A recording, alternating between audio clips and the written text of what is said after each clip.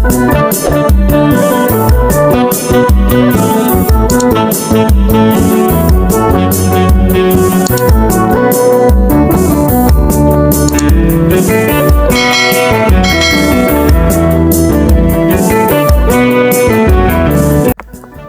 ክቡራት ተኸታተልትና ሎም ኻብ ፍሊዝ በለ መደብ መጽኩም ዘለኹ ካብ ኢትዮፎርም ካብ አማርኛ ናብ ትግርኛ ተርጉመ ብምኽንያት 35 ዓመት ጽምብል ናጽነት ኤርትራ ዝቐረበ መደብ እዩ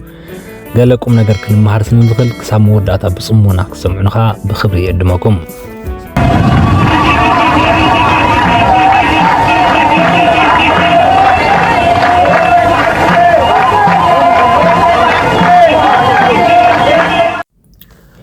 እዚ ምስሊ እዚ ካብ ዝቅረጽ ሎሚ 35 ዓመት እዩ ዕጥዋት ሻዕብያ ኣስመራ ከኣትዉ ነባር ህዝቢ ኣስመራ ብሓጎስን ዕልልታን ዝተቐበሎም ዕለት እውን እዩ ቅድሚ 35 ዓመት ከምዛሎም ዕለት ዓርቢ መዓልቲ ጉንበት 24/1991 ህዝቢ ኤርትራ ተረጊጹ መግዛእቲ ዝጀመረላ ሎሚ መበል 35 ዓመት ጉንበቱ ረጊጹሎ 30 ዓመታት ዕጥቃዊ ቃልሲ ካብ ዘበቅዕ 35 ዓመት መሊኡ ኤርትራውያን ሓድሽ መለለይ ዜግነት ወረቐት ሒዞም ሓድሽ ጭቆና ካብ ዝጅምሩ እንሆ 35 ጉንበት የብዕሉ ሓደ ወዲ 35 ዓመት ኤርትራዊ ኣብ ውሽጢ ሃገሩ ካብ ኢሳያስ ወጻኢ ፕሬዝዳንት ካብ ኤርትራ ወጻኢ ካልእ ቴሌቪዥን ካብ ህግደፍ ወጻኢ ካልእ ፓርቲ ርኡይን ሰሚዑን አይፈለጥን ብርግጹን ዝሓዳስ ሃገር በሓደ ውልቀ ሰብ ካብ ትምራሕ 35 ጉንበት 24 ይሕሊፋላ ኢሳያስ አፈወርቂ አብርሃ ሃገር ኤርትራ ዝተሰመየት መሬት አንቀጥቂጡን ጨፍለን ክገዝእ ካብ ድጅምር ዕለት ዓለም ብዙሕ ተኣምራት ሪኣያ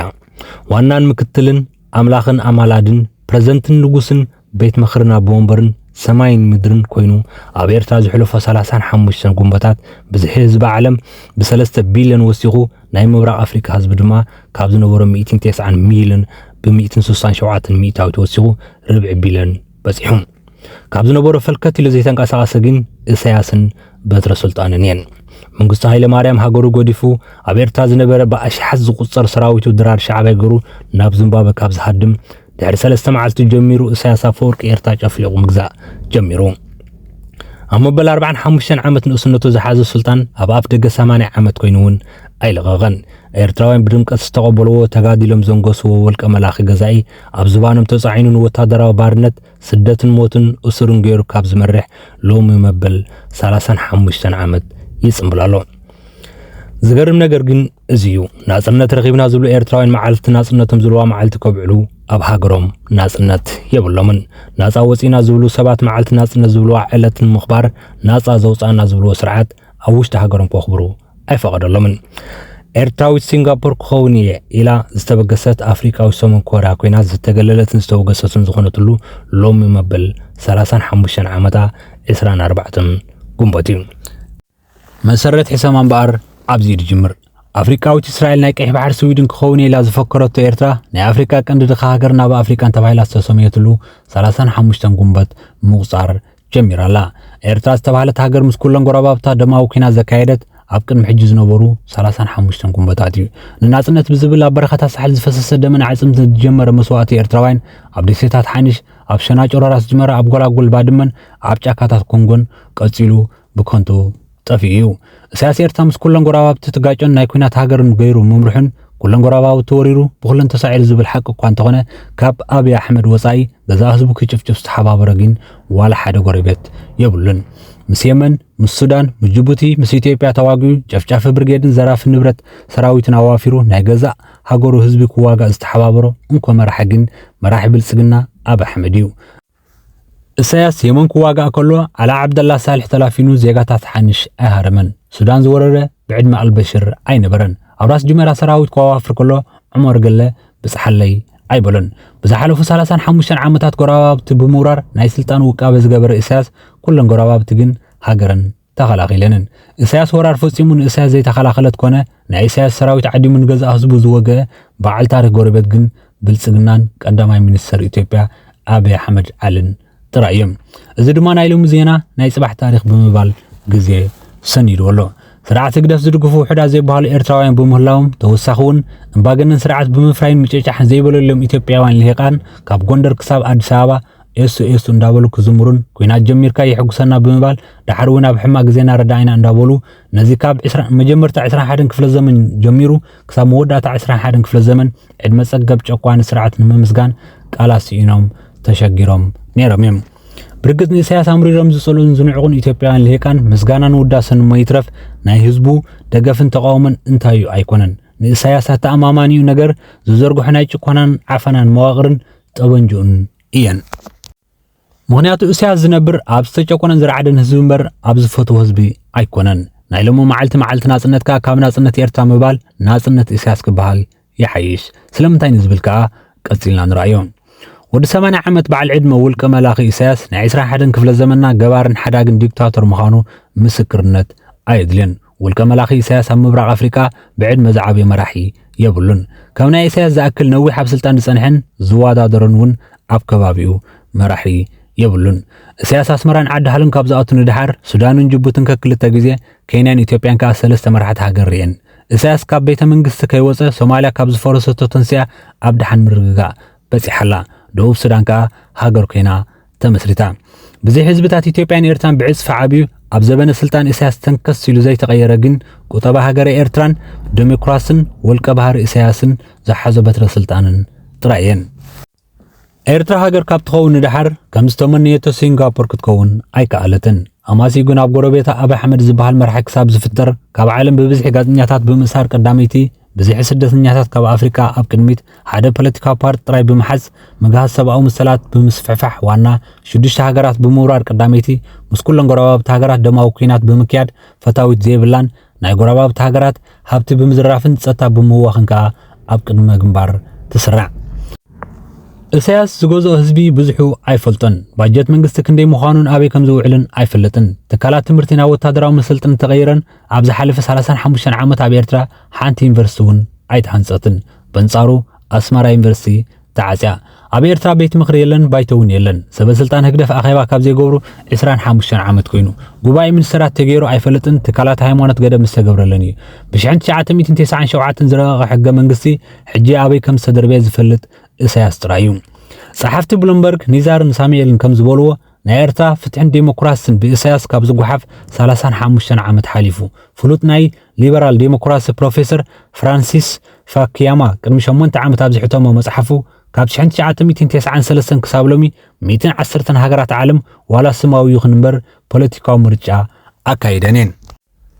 እዘን ሃገራት ዲሞክራሲ ንድርድር ዘይቀርብ ፖለቲካዊ ሕጊ ምዃኑ ብውሕዱ ብቓሉን ተቐቢለንን። እዚ ግዜ እዚ ከዓ ኤርትራ ካብ ኢትዮጵያ ተገንፂላ ሃገር ኮይና ካብ ዝተባሃለሉ እዩ። ይኹን እምበር ኤርትራ ሃገር ኮይና ካብ ተባሃለት 110 ሃገራት ዓለም ዲሞክራሲ ክቕበላ ከለዋ ኣብ ኤርትራ ግን ዲሞክራሲ ዝበሃል ቃል ዝርከቦ ኣብ ህዝባዊ ግንባርን ዲሞክራስን ፍትሕን ዝብል ስም ናይ ሻዕብያ ጥራይ እዩ። ካብዚ ወፃኢ ግን ኢሳያስን ሻዕብያን ዲሞክራሲ ዝብልዎ ኣሜሪካ ንዓለም ዝፀዓነቶ ክፉእ መንፈስ እዩ ኢሎም ይኣምኑ። ብሚያዝያ 1993 ዓመተ ምህረት ኣብ ጋዜጣ ሓዳስ ኤርትራ ፖለቲካዊ ብዙሕነት ይፍቀድ ተባሂሉ ዝተሓተተ ኢሳያስ ብ1987 ዝተኻየደ ውድባዊ ጉባኤ ኣብዛሓ ፖለቲካዊ ውድባት ከነፍቅድ ተወሲኑ እዩ። ሕጂ እውን ሓሳብና ኣይቀየርናን፣ ህዝቢ የገልግላኒ እየን ዝበለን ፖለቲካዊ ፓርቲታት ክምስርቱ እውን ንሰርሕ ኣለና ክብል ተዛሪቡ ነይሩ።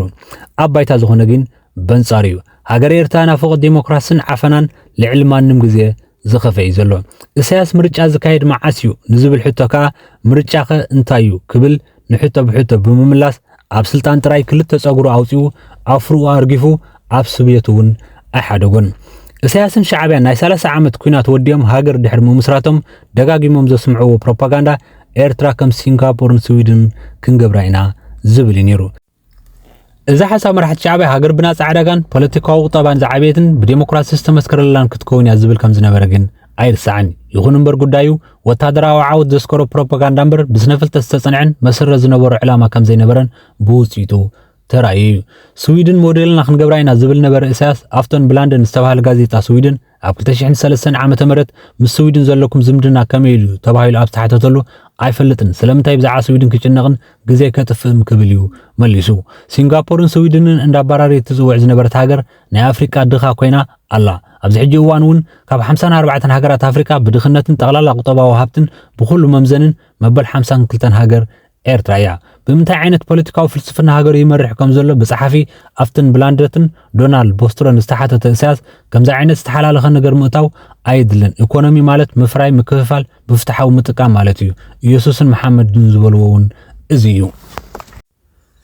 ኣነ ስለለኝ ኮነ ስለ ብዙሕ ዝተዘርበሉ ቁጠባ ብዙሕ ክዛረብ ኣይደልን ካፒታሊዝም ሶሻሊዝም ዳብልኩ ግዜ ከጥፍእ ኣይደልን ዝብል መልሲ እዩ ዝሃበ ብርግጽ እውነቱ ሲያስ ሃገር ብዘይ ኣጀንዳን ርዕዮት ዓለምን ዝመርሓ ዘሎ ኢሉ ክምልስ ከሎ ኤርትራዊ ሲንጋፖር ኣብየላ ዘብል እዩ ስርዓት ህግደፍን ደገፍ ትግደፍን መዓልቲ ናጽነት ኢሎም ሰሚዎ ብህዝባዊ ውሳነ ረፈረንደም ካብ ኢትዮጵያ ዝተገንጸለሉ 27 ሚያዝያ 1993 ዘይኮነስ ብወታደራዊ ሓይሊ ኣስመራ ዝኣተውሉ 24 ጉንበት 1991 እዩ እዚ ማለት ካን ዲሞክራሲ ዘለዎም ድሌት ዘይኮነስ ብጠመንጃን ጎነጻዊ ሓይልን ከም ዝኣምኑ ዘርኢ እዩ ኣብ ኤርትራ ግፍዒ መሊኡ ምፍሳሱ ኤርትራዊ ሃገር ገዲፉ ስደት ምፍላሱ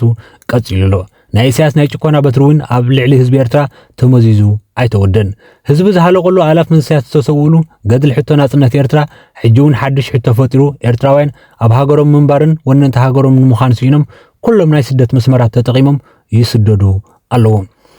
ካብ ዝተፈላለዩ ኩርናዓት ዓለም ናብ ኤውሮጳ ሰጊሮም ዕቁባ ዝሓተቱ ስደተኛታት እቶም 22 ሚእታዊት ኤርትራውያንም ብሓውስ ተሓጽሩ ደባት ኤርትራ ሓሊፎም ኣብ በረኸታት ሱዳን በኣራዊት ተሪፎም ናይ ሊብያ ሳህርን ሃሩርን ሓሊፎም ማእከላይ ባሕሪ ሰንጢቆም ኤውሮጳ ዝኣተው ዕድለኛታት ኤርትራውያን ናይ ሃገሮም ፓስፖርቲ ኣውፅኦም ኣይፈልጡን እዮም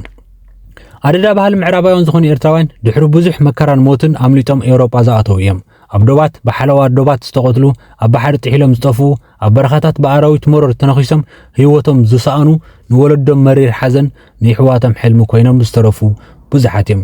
ኢሳያስ ዝፈጠራ ሃገር ሻዕብያ ዝሰርሓ ኤርትራ እምበር እዚኣ እያ ናጻ ወፂኺ ኢኹሞ ባንዴራ ኺየንብልብል ተባሂሉ ዝተደርፈላ ኤርትራ በዓል ናጽነታ ዘብዕለላ ባሕሪ ዝቕናታ ሃገር ናጽነት የብላን በኢትዮጵያውን ባዕዳውን ገዛእቲ ተገዚእና ኢና ዝብሉ ተቃልስ ዝተጀመረ ዕጥቃዊ ቃልሲ ሃገር እኳ ተመስረተ ንዜጋታት ተኸውን ሃገር ከይተሃንጸት ግን ሓደ ወለዶ ሓሊፉ ኤርትራውያን ሃገሮም ገዲፎም ዝስደዱ ኣብ ሃገሮም ዘሎ ዘይውዳእ ሃገራዊ ኣገልግሎት ፍርዲ ዘይብሉ ማእሰርትን ዝተጻዕኖም ጭቆናን እዩ መንግስቲ ይግደፍ ኤርትራውያን ኣብ ሃገሮም ምስ ኣሳደዶምን ብዝኸድዎን ሃገራት ብሰላም ከይነብሩ 200 ግብሪ ክኸፍሉ ኣስገዲዱ በርሕቐት ኣብ ዝርከቦን ሃገራት ይቆጻጸሮም ምስ ምዕራባውያን ሃገራት ተጻልዩ ኣብ ውሽጢ ሃገር ዝርከብ ህዝቢ እውን ኣደዳ ማዕቀብ ገይርዎ ኣሳዲዱ ትራካይ ኣኽሎ ኣብ ዝተሰደዱለን ሃገራት ካ ሰላም ዝኸሎም ሻዕብያ ምስ ኩለን ጎረባብቲ ሃገራት ዝገበሮ ወታደራዊ ኩናት ህዝቢ ኤርትራ ፈታዊ ጎረቤት ከም ዘይብሉ ገይርዎ እዩ ጎረባብቲ ሃገራት ሓሊፉውን ክሳብ ኮንጎ ኸይዱ ተዋግዩ ሶማልያ ኣትዩ አልሸባብ ዝተባሃለ ኣሸባሪ ዕጡቕ ስልጣናን ዕጥቅን ክህብ ተረኺቡ ተደጋገመ ሃገራዊ ማዕቀብን ውግዘትን ወሪድዎ